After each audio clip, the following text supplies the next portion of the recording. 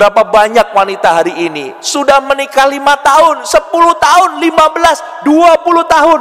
Suaminya melakukan satu kesalahan, dengan ringannya mulut ini berkata, emang kamu nggak ada baik-baiknya, emang kamu nggak ada benar-benarnya, emang kamu itu tidak ada baik-baiknya di mataku. Na'udzubillah min dzalik, Bu. Calon penghuni neraka dia. Na'udzubillah min dzalik. Sampai ibu keluarkan kata-kata itu kepada suami, Bu, ini sudah dijamin masuk neraka oleh siapa, Bu? Rasulullah Shallallahu Alaihi Wasallam. Semua kebaikan suami selama 5 tahun, 15 tahun, 20 tahun, tidak pernah dianggap apapun. Dengan ringannya dia mengatakan, emang kamu suami nggak ada benar-benarnya, emang kamu suami nggak ada baik-baiknya, emang kamu nggak ada gunanya. Na'udzubillah min dzalik, Bu. Bisa dipahami, Bu, ya?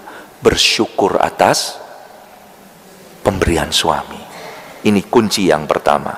Kunci kedua, tidak menyakiti suami dan tidak membuatnya marah. Nabi Shallallahu Alaihi Wasallam bersabda, tidaklah seorang istri menyakiti suaminya di dunia, melainkan istrinya dari kalangan bidadari akan berkata. Jadi istri di kalangan bidadari yang lainnya itu berkata, janganlah engkau menyakitinya, semoga Allah memusuhimu, dan sang suami hanyalah tamu di sisimu. Hampir saja ia akan meninggalkanmu menuju kepada kami. Bayangkan, Bu. Jadi istri-istri dia yang lain di surga itu nggak terima, Bu, kalau ibu bentak-bentak suami, ibu bikin marah suami, ibu ngomelin suami. Itu ada yang nggak terima, Bu. Mohon maaf, Bu, ya. Jadi kita ini punya simpanan insya Allah, tapi di surga, bukan di dunia, ya. Pulang dari sini, papa boleh punya simpanan, tapi jangan di dunia, cukup di surga saja nanti. Dia senang, Bu, kalau dikatakan gitu kan. Berarti dia yakin kan pengen masuk surga. Artinya apa, Bu, di sini, ya, bahwa jangan membuat suami marah, ya, dan jangan sakiti hati suami, Bu. Itu penting. Insya Allah ini menjadi keberkahan buat seorang istri. Yang ketiga, Bu, memiliki sifat qanaah. Apa, Bu, qanaah? Merasa cukup, Bu. Hari ini berapa banyak, Bu? Saya setiap kajian selalu saya tanya. Coba saya tes di sini. Kalau istri dikasih sama suami uang bulanan 5 juta, habis nggak, Bu? Habis. Dikasih 10 juta, habis nggak, Bu? Dikasih 25 juta, habis nggak, Bu? 50 juta, habis. Artinya semua kalau dikasih wanita insya Allah habis. Karena memang suami istri itu kompak, kerjaannya workshop. Suami work, istri shop. Makanya workshop. Insya Allah, Bu, ya. Jadi merasa cukup. Berapapun yang dikasih suami insya Allah cukup.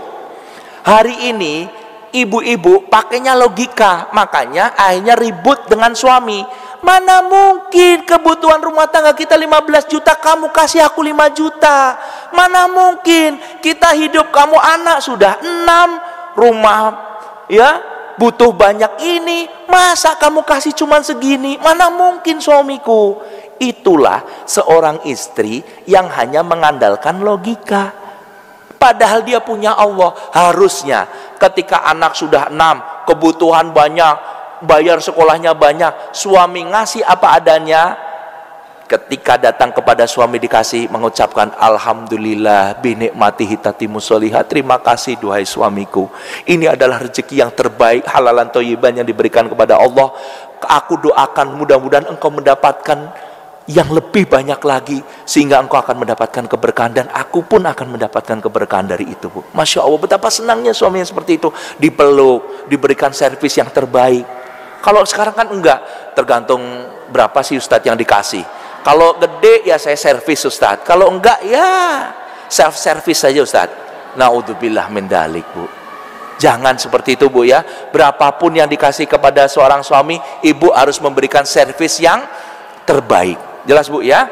Jadi merasa cukup, qanaah ini penting. Ya.